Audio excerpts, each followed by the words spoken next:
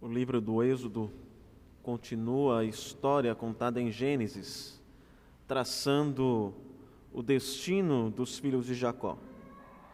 Com o tempo, os filhos de Jacó se multiplicaram, os egípcios não os tratavam mais com cordialidade e os escravizaram. Deus então designou Moisés para ser aquele que lideraria a saída do povo de Deus do Egito. Foi isso que nós ouvimos por meio do reverendo Wilson no culto matutino. Deus tira através de Moisés o seu povo rumo à terra prometida. Mas quando chegou o momento de Moisés exigir a liberdade de seu povo, o faraó se recusou a deixá-los sair. Então, por meio de Moisés, Deus enviou milagrosamente 10 pragas, que na verdade são definidas por Deus como sinais e maravilhas. Estas pragas causaram sofrimento, destruição e morte aos egípcios. As 10 pragas foram as águas que se tornaram em sangue, segunda, rãs que se espalharam, terceira, piolhos que se multiplicaram, quarta, enxames de moscas, quinta, pestes que começaram a matar o rebanho, sexta praga, úlceras que atacam animais e homens, sétima praga, pedras caem do céu, oitava, nuvem de gafanhoto, ou melhor, nuvens de gafanhotos pousam sobre o território egípcio. Nona praga, trevas se estendem por todo o Egito. 9 pragas, por 9 vezes o faraó recusou libertar o povo de Deus. Por 9 vezes seu coração se endureceu. Por 5 vezes este endurecimento é atribuído a Deus, não no sentido de que ele era bonzinho e Deus fez com que ele se endurecesse, mas no sentido de que Deus tira a sua obra de convencimento e entrega Faraó ao seu próprio coração corrupto. Da terceira praga em diante, os magos não conseguem repetir e reproduzir o que estava acontecendo. Na sétima praga, esta é a primeira a causar mortes humanas. Pela primeira vez, lê-se que os egípcios começaram a temer. Mas o pior estava por vir. Antes de você ler o capítulo 12, do versículo 1 ao 13, eu quero contextualizá-lo, lendo a palavra de Deus e o dito do Senhor, anunciando a 10ª praga no capítulo 11. Deus o faz nos seguintes termos: ainda mais uma praga trarei sobre Faraó e sobre o Egito. Capítulo 11. Então vos deixará ir daqui. Quando vos deixar, é certo que vos expulsará totalmente. Fala agora aos ouvidos do povo que todo homem peça ao seu vizinho e toda mulher à sua vizinha objetos de prata e de ouro. E o Senhor fez que o seu povo encontrasse favor da parte dos egípcios. Também o homem Moisés era muito famoso na terra do Egito, aos olhos dos oficiais de Faraó e aos olhos do povo. Moisés disse: assim diz o Senhor, cerca da meia-noite passarei pelo meio do Egito, e todo primogênito na terra do Egito morrerá, desde o primogênito de Faraó, que se assenta no seu trono, até ao primogênito da serva que está junto a Mó, que é a pedra usada no moinho, e todo o primogênito dos animais. Haverá grande clamor em toda a terra do Egito, qual nunca houve, nem haverá jamais. Porém, contra nenhum dos filhos de Israel, desde os homens até aos animais, nem ainda um cão rosnará, para que saibais que o Senhor fez distinção entre os egípcios e os israelitas. Então todos estes teus oficiais descerão a mim e se inclinarão perante mim, dizendo: sai tu e todo o povo que te segue. E depois disto sairei. E ardendo em ira se retirou da presença de Faraó. Então disse o Senhor a Moisés: Faraó não vos ouvirá, para que as minhas maravilhas se multipliquem na terra do Egito. Moisés e Arão fizeram todas estas maravilhas perante Faraó, mas o Senhor endureceu o coração de Faraó, que não permitiu saíssem da sua terra os filhos de Israel. Deus promete o derramamento de sua ira sobre os egípcios, mas no texto que nós acabamos de ler, ele também promete livramento aos israelitas. Todos que tivessem passado o sangue de um cordeiro nas ombreiras de suas portas seriam poupados. Agora sim, a partir deste pano de fundo, leiamos capítulo 12, versículo 1. Disse o Senhor a Moisés e a Arão na terra do Egito: este mês vos será o principal dos meses, será o primeiro mês do ano. Falai a toda a congregação de Israel, dizendo: aos 10 deste mês, cada um tomará para si um cordeiro, segundo a casa dos pais, um cordeiro para cada família. Mas, se a família for pequena para um cordeiro, então convidará ele o seu vizinho mais próximo, conforme o número das almas, conforme o que cada um puder comer. Por aí calculareis quantos bastem para o cordeiro. O cordeiro será sem defeito, macho de 1 ano. Podereis tomar um cordeiro ou um cabrito, e o guardareis até ao 14º dia deste mês. E todo o ajuntamento da congregação de Israel o imolará no crepúsculo da tarde. Tomarão do sangue e o porão em ambas as ombreiras e na verga da porta, nas casas em que o comerem. Naquela noite comerão a carne assada no fogo, com pães asmos e ervas amargas a comerão. Não comereis do animal nada cru, nem cozido em água, porém assado ao fogo, a cabeça, as pernas e a fressura. Nada deixareis dele até pela manhã. O que, porém, ficar até pela manhã, queimá-lo-eis. Desta maneira o comereis, lombos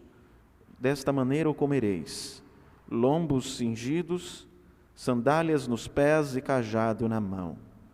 Comê-lo-eis à pressa, é a Páscoa do Senhor. Porque naquela noite passarei pela terra do Egito, e ferirei na terra do Egito todos os primogênitos, desde os homens até aos animais. Executarei juízo sobre todos os deuses do Egito. Eu sou o Senhor. O sangue vos será por sinal nas casas em que estiverdes. Quando eu vir o sangue, passarei por vós, e não haverá entre vós praga destruidora, quando eu ferir a terra do Egito. Ó Deus, tenha misericórdia de nós. Clamamos, fale ao nosso coração, por graça e misericórdia. No nome de Jesus pedimos. Amém. John Newton tentava pegar no sono, mas não conseguia. Ele acordava assustado com o barulho das ondas, como se estivesse batendo no navio, e um som não saía de sua mente, o som de murmúrio, de choro dos escravos, que quando ele, capitão de um navio negreiro, trazia da África para a Europa. John Newton se converteu, mas ele passou anos com as memórias de seus terríveis atos de escravizar homens da África e levar para serem vendidos na Europa. até que depois de tanto meditar na redenção, ele compôs uma das canções mais conhecidas, Amazing Grace, graça maravilhosa. E os historiadores entendem que a letra é dele, mas a melodia é de um canto de lamento antigo da África, que boa parte dos africanos no navio murmuravam. De modo que toda vez que ele lembrava do seu pecado, dos seus atos horrendos, ele também lembrava da graça que salvou um grande pecador. E já no final de sua vida, perdendo a memória, ele asseverou: a minha mente já não é mais como antes. Eu me esqueci de muitas coisas, mas há algo que eu não me esqueço, que eu sou um grande pecador e que o Senhor Jesus é o meu grande Salvador. Essa deve ser a lembrança de todos nós. Cristo Jesus é o Cordeiro de Deus, enviado para redimir e perdoar os seus eleitos. A libertação dos israelitas do Egito e a Páscoa devem ser entendidos como eventos históricos que apresentam um paradigma da ação redentora e perdoadora de Deus. E como paradigma da ação redentora de Deus, a libertação dos israelitas nos recordará que fomos redimidos pelo pecado, primeiro, mediante a um sacrifício. A redenção tem um preço. A redenção exige um sacrifício. Versículos 12 e 13 nós lemos: naquela noite passareis pela terra do Egito, veja, é Deus que há de passar. E ferirei na terra do Egito todos os primogênitos. É Ele que derrama o seu juízo. Desde os homens até os animais, executarei juízo sobre todos os deuses do Egito. A ideia é que cada praga remete a um deus egípcio, mostrando que só há um Deus soberano, que governa sobre todas as coisas e agora executa os seus juízos naquele povo idólatra. O sangue, versículo 13, vos será por sinal nas casas em que estiverdes. Quando eu vir o sangue, passarei por vós, e não haverá entre vós praga destruidora, quando eu ferir a terra do Egito. Ele está falando para os israelitas. Deus está libertando o seu povo, isso é fato. Nós entendemos isso. Mas por que ter que matar um cordeiro ou cordeiros? Afinal, os israelitas são inocentes, portanto, por que não simplesmente poupá-los? Se os israelitas são inocentes, por que simplesmente poupá-los? A verdade, meu irmão, minha irmã, é que os israelitas não são inocentes. O versículo 13 assevera isso. O sangue vos será por sinal nas casas em que estiverdes. Quando eu vir o sangue, passarei por vós, e a praga destruidora não vos alcançará. Eles precisam de um Salvador. Eles precisam de um Redentor. Os israelitas merecem um julgamento mortal tanto quanto os egípcios. Agora lembre-se, este é um evento histórico que nos serve de paradigma das ações redentoras de Deus. Isso significa que Deus o chamou, não porque você era bonzinho, um bom garoto, uma boa garota. Você era pecador. Merecedora dos juízos de Deus. Se essa fosse apenas uma história de libertação política, como muitos acreditam, e como muitos movimentos históricos se valeram desta história, se essa fosse apenas uma história de libertação política, os israelitas seriam as vítimas inocentes.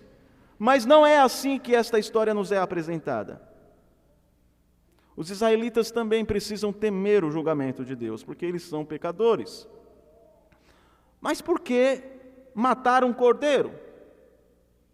Lembre-se, os israelitas tiveram que aplicar sangue aos batentes das portas, porque eram tão culpados quanto os egípcios, e portanto precisavam de que um substituto morresse no lugar deles, a fim de evitar o julgamento divino.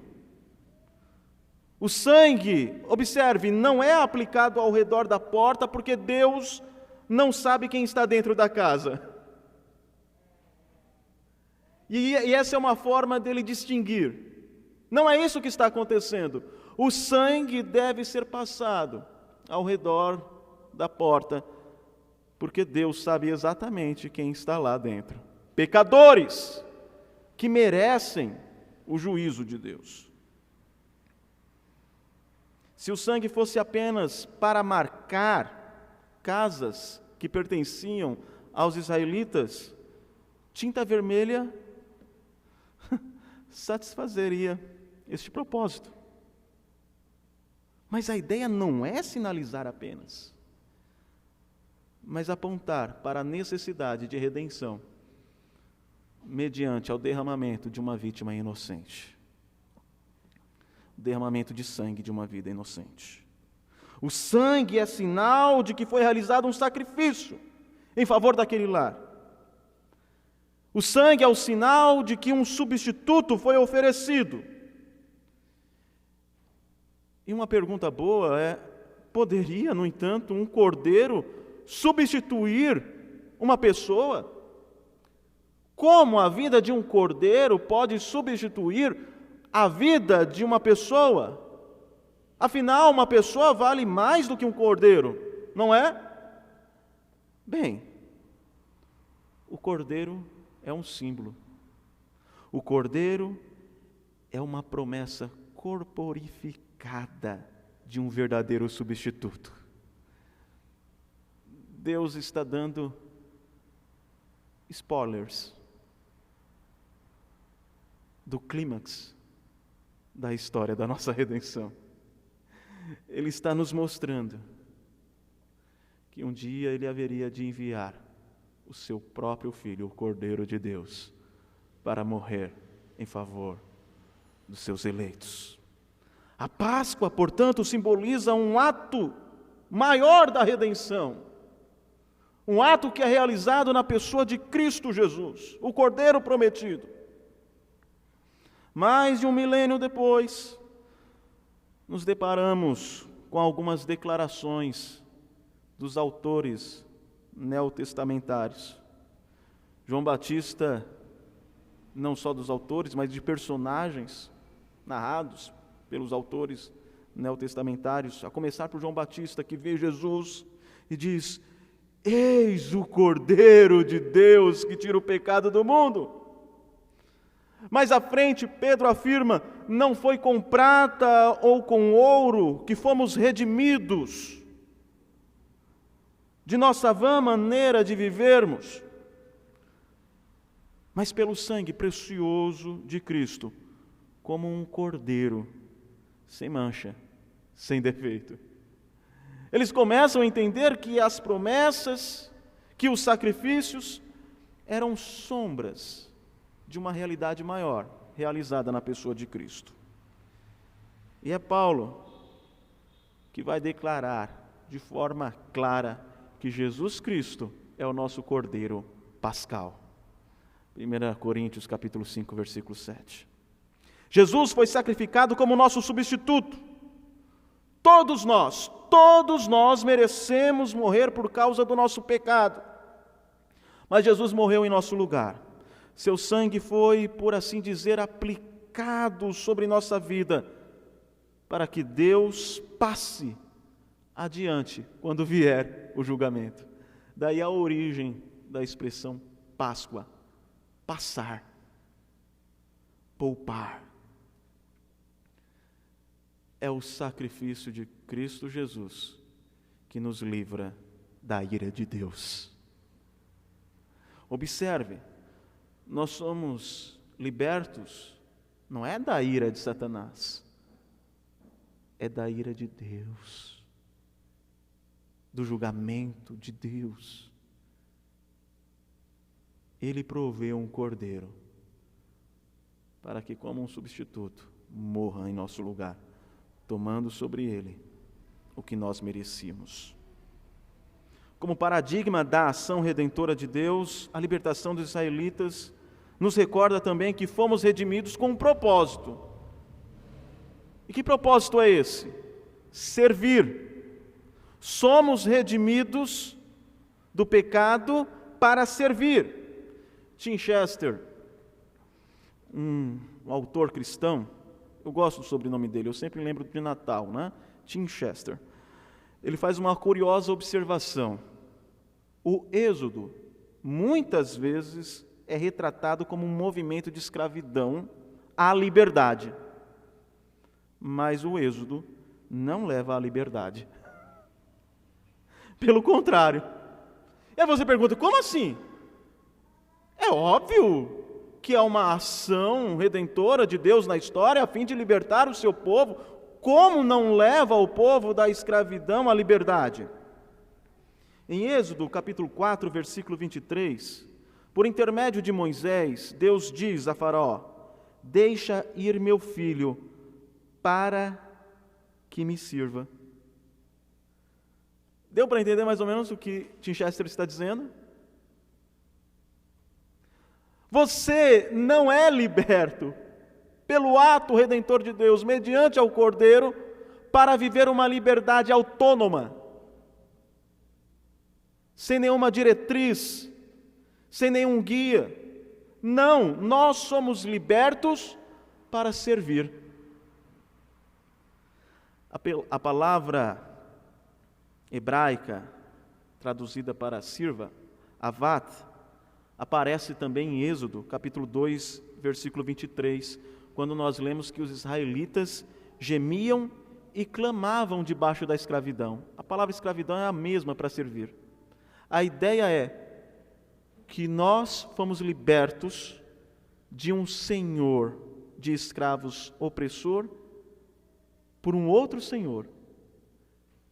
E somos agora escravos daquele que nos libertou. Tanto Deus como o Faraó dizem que Israel é seu. Embora a natureza desses dois governos seja completamente diferente, o fato é que Israel é liberto não para viver uma liberdade autônoma, mas para servir, para ser obediente. E é deste modo que os 10 mandamentos são introduzidos. Êxodo capítulo 20, então falou Deus, versículo 1, todas estas palavras: eu sou Yahvé, eu sou o Senhor teu Deus, que te tirei da terra do Egito, da casa da servidão. Depois deste prólogo, vem os 10 mandamentos. A ideia é: reconheçam quem eu sou. Eu sou o Senhor, eu sou o Redentor, o Deus da aliança, que tirou o povo da escravidão do Egito. Agora me obedeçam, agora me sirvam. Nós somos redimidos para servir. Liberdade, a partir dos princípios bíblicos, não é fazer o que se quer, mas fazer o que de fato devemos. E nós fomos criados para servir a Deus, para glorificá-lo em todas as nossas ações e desfrutar dele. Servir a Deus é encontrar verdadeira liberdade. Curiosamente, a palavra avad, que é traduzida por servir, escravizar, pode ser traduzida também como adoração. Curioso isso. Deixa ir meu filho para me prestar culto. É assim que a NVI traduz. A Nova Tradução Atualizada diz: deixa-me ir o meu filho, para que ele me adore. Meu filho aí é Israel.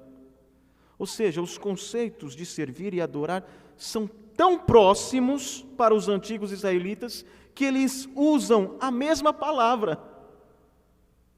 A mesma palavra dá a ideia de servir e também de adorar. É esse aspecto da adoração relacionado ao serviço que gera voluntariedade na obediência. O que estou querendo dizer?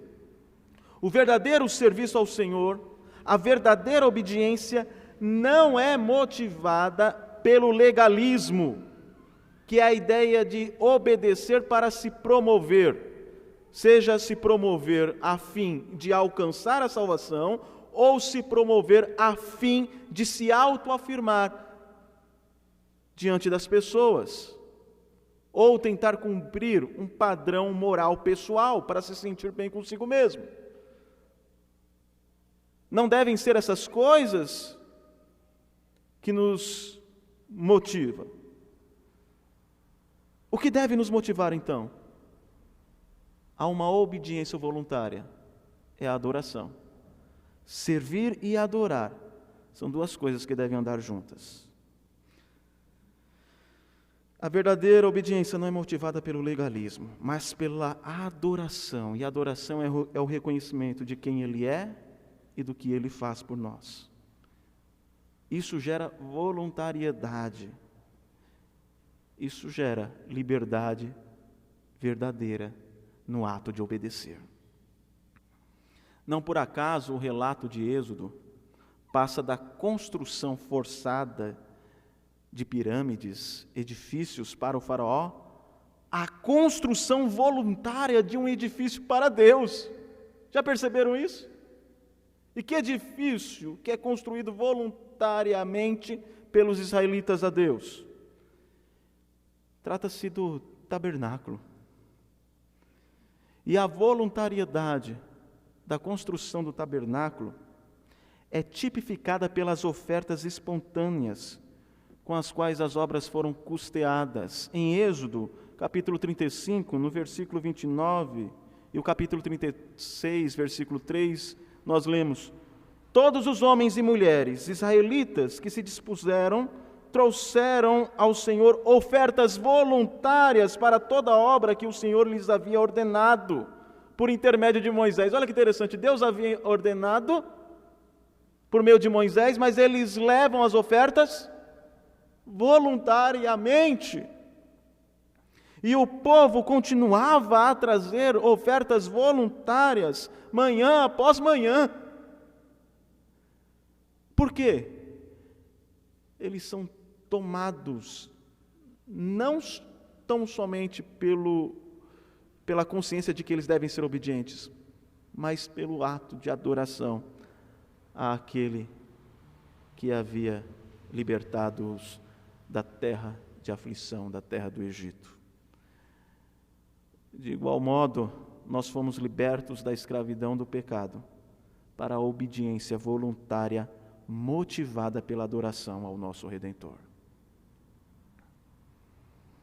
E então, diz Paulo, havemos de pecar porque não estamos debaixo da lei e sim da graça? Capítulo 6 de Romanos, a partir do versículo 15. De modo nenhum. Será que vocês não sabem que ao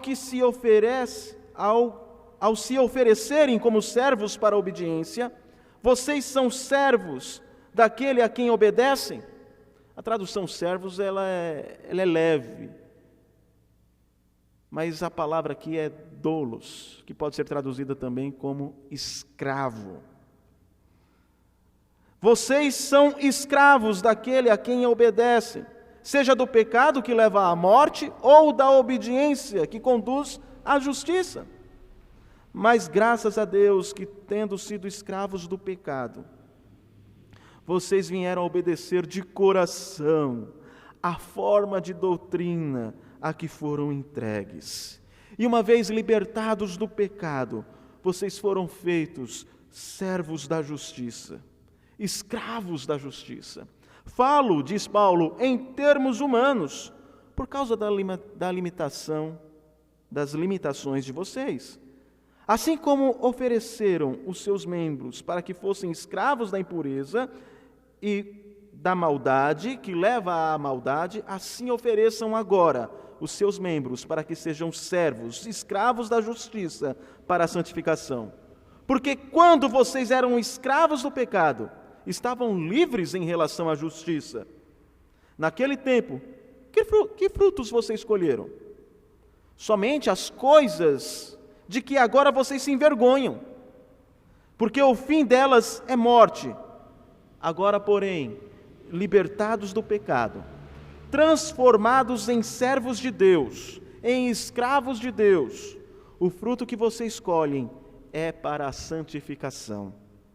E o fim, neste caso, é a vida eterna, porque o salário do pecado é a morte, mas o dom gratuito de Deus é a vida eterna em Cristo Jesus, nosso Senhor.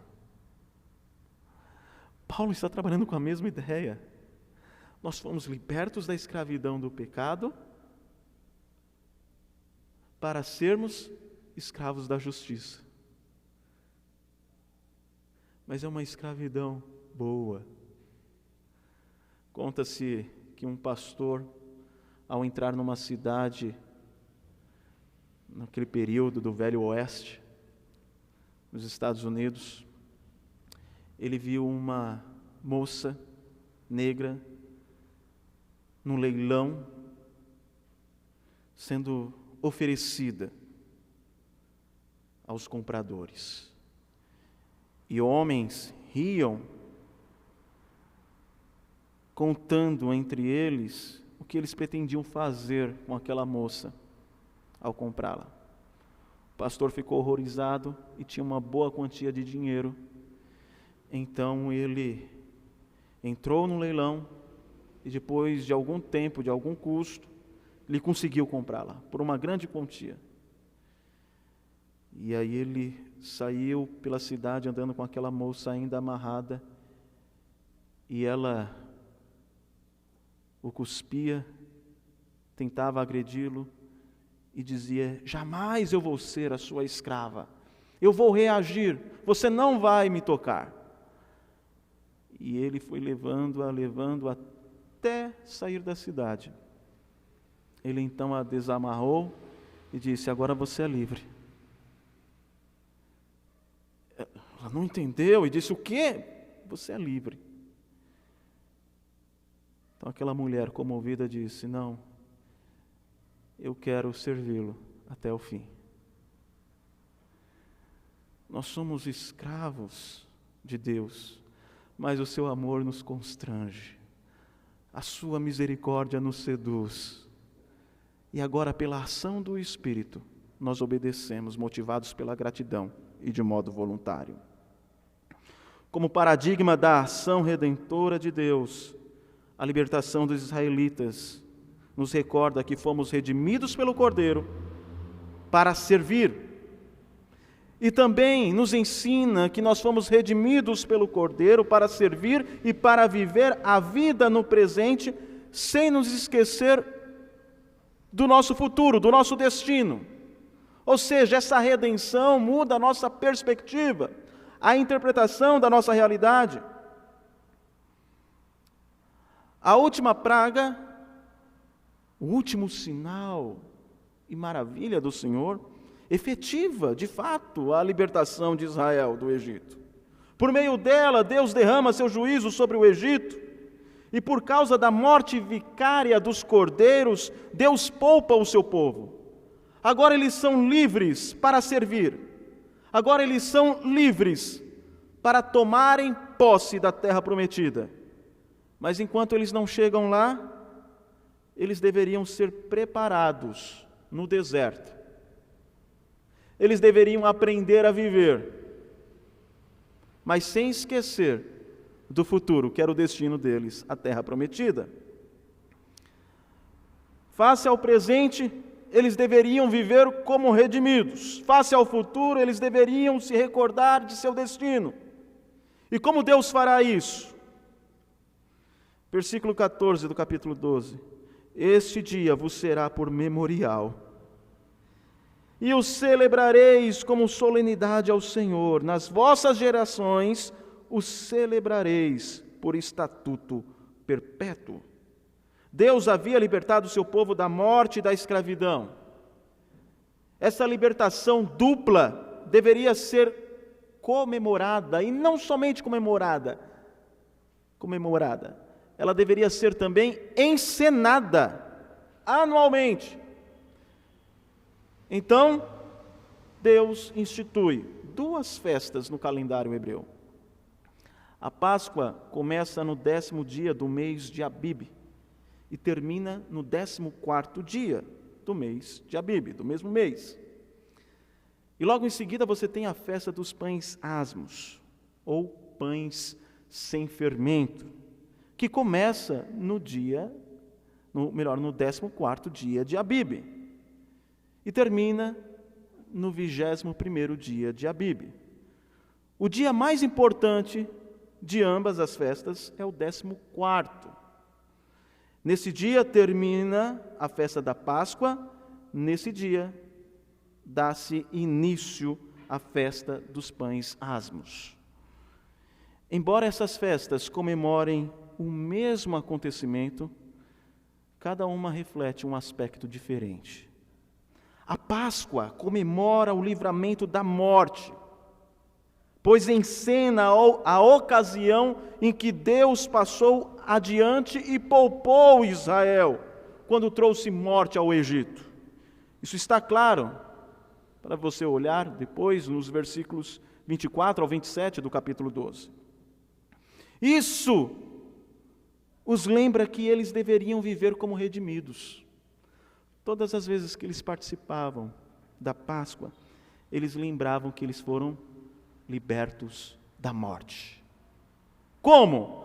Através da morte de um cordeiro. Então eles eram pessoas carimbadas como redimidas, pessoas redimidas. E a festa dos pães asmos comemora a libertação da escravidão, pois encena a partida de Israel do Egito às pressas. A ideia aí do pão é que não dá tempo dele fermentar, dele crescer, né? Então pega ele mesmo sem fermento e corre. Nós estamos sendo libertos às pressas. Isso os recordava que eles haviam sido libertos para caminharem no deserto rumo à terra prometida. Por que transformar esses eventos em festas e encenações? Era para gravar na memória, ensinar às futuras gerações, porque as crianças perguntariam: por quê? O porquê desta festa? Qual a razão dela? Era também moldar a identidade do povo de Deus. O correspondente atual para isso é a Santa Ceia, a Páscoa cristã, instituída por Cristo, nosso Cordeiro Pascal. Assim como a Páscoa e a festa dos pães asmos moldavam a identidade dos israelitas, lembrando-os que eles eram redimidos e forasteiros, a ceia do Senhor molda a nossa identidade como cristãos. A Santa Ceia cumpre o papel da Páscoa ao nos lembrar da nossa redenção por meio de Cristo Jesus, ao nos lembrar que porque Ele morreu a nossa morte e ressuscitou, nós fomos redimidos e agora temos vida abundante quando nós obedecemos os seus mandamentos, e vida eterna. A Santa Ceia cumpre também o papel da festa dos pães asmos. Ela nos lembra que fomos libertos e que nosso destino não é aqui.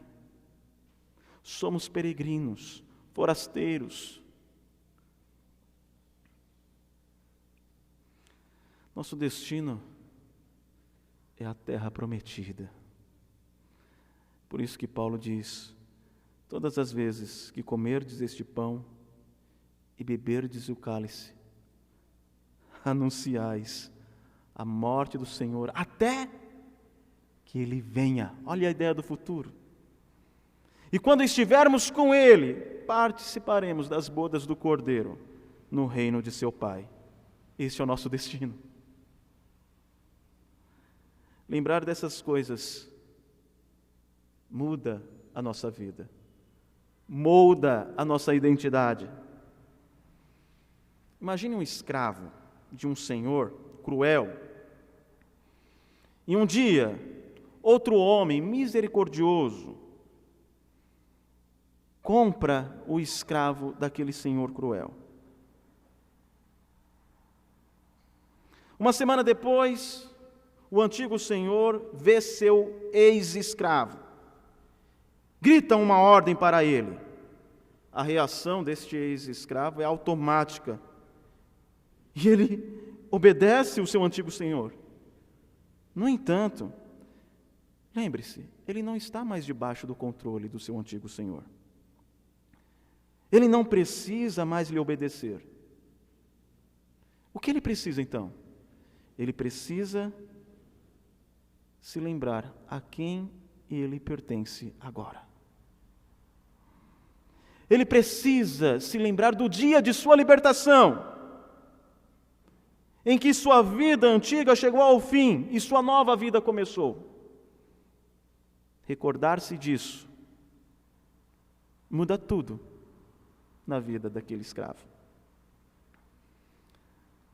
Ou seja, irmãos, quando o pecado gritar uma ordem a nós, quando formos tentados a retomarmos a nossa antiga vida, lembremos a quem pertencemos.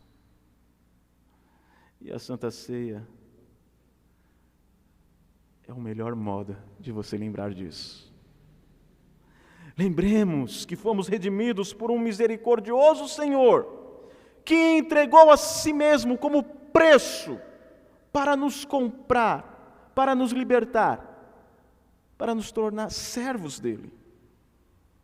Lembremos que agora somos chamados para servi-lo, motivados pela gratidão e adoração. Lembremos que somos peregrinos nesse mundo.